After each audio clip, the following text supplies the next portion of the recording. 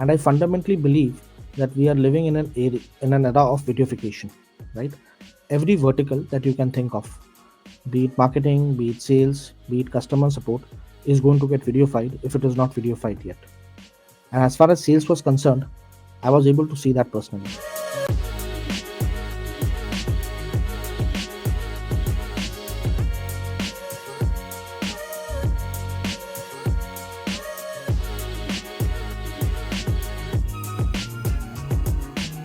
Hey folks, welcome to first Cheque Portfolio Shorts. My name is Tejas, and this is a series where we speak to founders of our portfolio companies so that you get to know their team, understand what they are building, and the problem they are trying to solve. If you like the content that we've been putting out, do like, share, and subscribe so that we get to reach more founders and startup enthusiasts like you. Today's very special guest is Srinivasan, founder and CEO of Goodmeetings.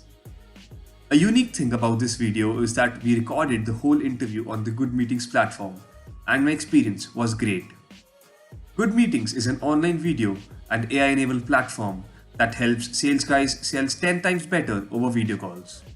Their focus is to build a platform that each salesperson, no matter how remote he/she is, loves to use. By enabling the bottom and middle quartile to perform as good as the top quartile, Goodmeetings enables the sales teams to exceed quotas every year.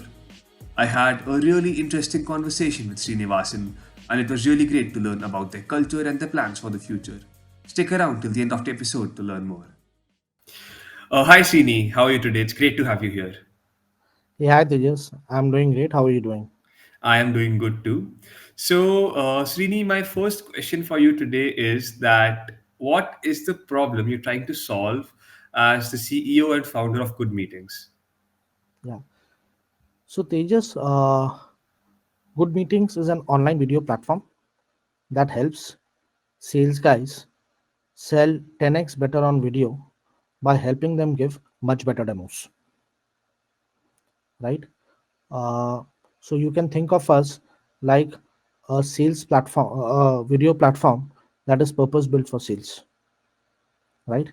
And for your audience who are really well versed uh, who are really well versed about the sales space, think of us like a gong for live video calls. Now, why this problem, right? And there's a personal story around it. So I have been a serial entrepreneur. Uh, my previous company was acquired by this edtech firm called Upgrad, right, which is in the higher education space in India, right? Uh, and When I was at Upgrad, I was heading the entire mobile vertical for Upgrad, and everything with regards to the mobile vertical, including the P&L for the vertical, was rolling up to me. That's where I was able to see sales from very close quarters, right? And I saw back then a small, but looking back, a tectonic shift that was happening in the sales processes. More and more sales calls were actually moving towards video, right? And I fundamentally believe that we are living in an era of videoification, right? Every vertical that you can think of, be it marketing, be it sales, be it customer support, is going to get videofied if it is not videofied yet. And as far as sales was concerned, I was able to see that personally, right? Uh, Basically, let me take the example of Upgrad itself, right? Back in 2019, Upgrad used to have two kinds of sales teams. There was an inside sales team, right? That was basically trying to sell the product through phone calls, or which we typically call telesales. And there was a feet on street team that was a physical sales team that would meet you in a coffee shop, in a mall, or in your house with a tablet in hand and try to sell the product, right? In December 2019, the rough split between the inside sales team and the feet on street team was 80-20. So 80% of the team was selling on phone, and 20% of the team was actually doing feet on street. Right. This is pre-pandemic. Cut to July 2020, when we had the first wave of COVID, almost the entire sales team at Upgrad started selling on video. Right. And today, I think almost, or in fact, the entire team at Upgrad is actually selling on video, right? And this is true not just for Upgrad. right? This is true for most sales-based organizations, not just in India but across the world. Pandemic has given huge tailwinds to the entire video-based sales concept, right? But what I observed was, sales guys were struggling to sell on video. And when I say they are struggling, what I mean is the following: you talk to any sales rep, he or she would come and tell you that he or she does not get those dynamic nudges, those cues, those prompts, essentially help on the fly that can help them sell better. Additionally, I have seen sales guys, struggle after a call, after any video call. They would have to update various sales tracking tools. They'll have to download the video footage. They will have to write the call notes, right? And then they would have to push all of this to the backend CRM, right? So basically, I felt that these were all tedious and repetitive tasks that should ideally be automated, right? So those were two problems I saw from a sales rep's perspective. Now, if you look at any sales manager to whom these guys report into, or any sales leader, they had a different set of problems. Hand to heart, they really didn't know what was happening in these video-based sales calls, in these demos that were happening, right? Let's say there are those 5 points that are necessary to sell the product. Did your sales rep actually, kind of pitch those 5 points? What was the reaction of the customer to those 5 points? How were pricing objections handled? How were questions around competition handled? Right? Sales leaders literally had no idea, right? That is where this whole I would say motivation to build a online video platform that helps sales guys sell 10x better by giving them dynamic nudges, prompts, and cues, by helping them automate their workflows, and by giving them essential analytics after the call so that they can sales managers and sales leaders can take key data driven decisions came up, right?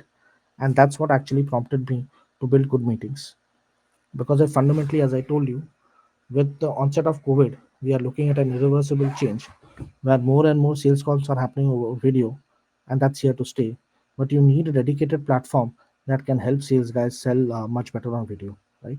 So that's been the entire motivation to build good meetings. And the vision of good meetings is to ensure that we become the largest remote sales platform of the world. Amazing, Srini, amazing. So, can you tell me a little more about the solution you have at Good Meetings, a little more about the product and how you're solving this problem? Sure. So, you are actually, seeing the platform. We are having the call on the Good Meetings platform itself. But you would obviously be able to, as part of a normal call, you're only able to see, uh, you know, uh, certain features of the product. So, let me tell you how the product works, right? Any kind of, I would say, sales based demo call is divided into three parts. There is before the demo, there is during the demo, and then there is after the demo, right? Now, before the demo, what we do is we bring essential information about the lead prospect to you, right? And this information could be basis the behavior of the lead prospect on the platform. So if he or she has attended meetings on the platform, then we capture essential analytics, essential behavioral data about the person, and we feed it to you so that you can better prepare for the call. It could include information like, how much time does this person typically spend in a sales based meeting, what are the points that this person really emphasizes on. It could also be around, what are the points this guy doesn't really care about. Or it could be, you know typically how much time does this person spend in, I would say, breaking the ice, in really talking about business, and then in industry chit chat. So these kind of critical information help, sales guys prepare really well for the call. Now, if the lead prospect has not been on good meetings earlier, then we try to get information about that person from his or her social media profile and feed it to the, sales rep before the call, so that the sales rep can actually, glean useful information about the candidate, and use those bits of information to do small talk and break the ice, right? So that's one part that we do before the call. Another thing that we do before the call is basically allow a sales manager to preload stuff that can be shared during demos. And these, these material could be PPTs, These could be PDFs, these could be website links, these could be video links, right? Now, what this does is, once you preload stuff before the call, you are able to control what is actually being shared during the demo. So you are essentially telling your sales reps that you can only share a part or a whole of these things, nothing more, nothing less. When you do that, you are clearly defining the inputs that the sales rep can use to do a demo. And when you clearly define the inputs that a sales rep can do during a demo, A, you're having better control over the demo. B, you're standardizing the demos. So effectively, all your sales reps are getting the same ammunition that they can use to fire. And because you're clearly defining your inputs, you're able to get sharp outputs and great insights that otherwise wouldn't be possible, right? That is basically before the demo.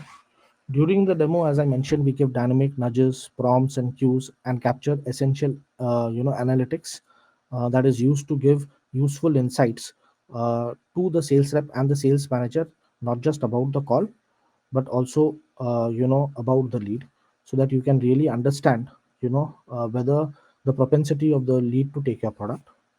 And after the call, all those insights are basically captured in a dashboard and given to you on a platter, so that as a sales manager or leader, you really know how your sales demos went, how your sales reps performed, which sales rep to congratulate, which sales rep to coach, and which sales rep to correct, so that you can reduce the variance between your best sales rep and your worst sales rep and bring more revenue to the organization.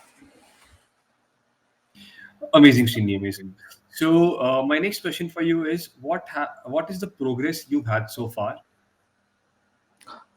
So I think we started from India, because me and my team have had great experience in building products in India, right? So we got a bunch of customers in India, and then what happened was we started getting inbound interest from the US, right? And that's when I realized that uh, it's easier to earn a dollar than to earn a rupee, right? I'm not even getting into the fact that a dollar is 77 times more valuable.